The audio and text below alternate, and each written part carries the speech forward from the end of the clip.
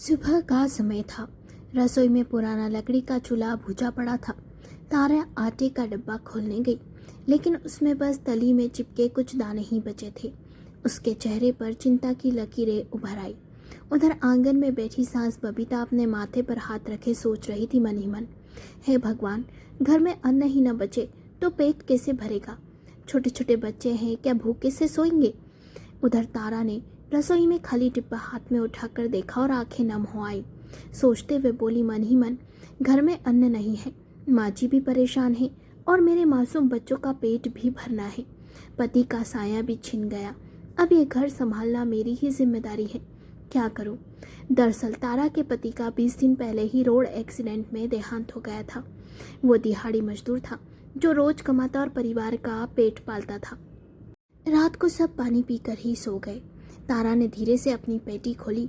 उसमें उसके मायके से लाए कुछ गहने रखे थे। उन्हें हाथ में लिया, फिर कांपती आवाज में बोली, ये गहने किस काम के, अगर घर का चूल्हा ही ठंडा पड़ जाए। बच्चों का पेट भरे रहना ही मेरी सबसे बड़ी दौलत है। माँ जी को दूसरों से मांगते नहीं देख सकती। अगले दिन सुबह वो चुपचाप गहने गिरवी रखाई और घर के लिए आटा, चावल, दाल सब ले आई। जब बबीता रसोई में गई तो देखा सारे डिब्बे अन्न से भरे हुए हैं। वो हैरान होकर बोली, अरे ये सब किसने मंगवाया बहू, मैंने तो कोई पैसे नहीं दिए थे। तारा ने सर झुकाकर कहा, माँ जी, मैंने अपने गहने गिरवी रख दिए। ये सुन बबीता दंग रह गई। बबीता ने कहा, क्या बेटा, तू विधवा होकर भी अपने बच्चों का बोझ ढो रही है, और फिर ये त्याग क्यों किया। तारा की आंखों में आंसू थे। उसने कहा, गहने तो फिर आ जाएंगे, लेकिन अगर डिब्बे खाली रहेंगे तो घर की बरकत चली जाएगी। ये घर मेरा है, इसकी इज्जत मेरी जिम्मेदारी है, और आप और बच्चे भूखे रहे मैं नहीं देख सकती। सास ने बहू को गले लगा लिया और उनकी आंखों से आंसू बह निकले। उस दिन के बाद तारा ने ठान लिया कि अब दूसरों पर निर्भर नहीं रहना। उसने घर के कोने में पुरानी सिलाई मशीन निकाली और औरतों के कपड़े सिलने लगी। सास लोगों के खेतों में काम करने लगी।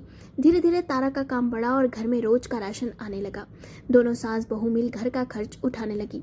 सास गर्व से सबको कहने लगी, मेरी बहू ने मेरे घर के खाली डिब्बे ही नहीं भरे, बल्कि अपनी मेहनत और त्याग से हमारी जिंदगी भर दी। असली गहना बहू का त्याग और उसका परिश्रम होता है, ना कि सोना चांदी। बहू त्याग और मेहनत से घर को संभालती है, वहाँ कभी बरकत की कमी नहीं रहती। अगर कहानी पसंद आई हो तो वीडियो को लाइक करें, शेयर करें और चैनल को सब्सक्राइब करें, और कमेंट करके बताएं कि आपको ये कहानी कैसी लगी।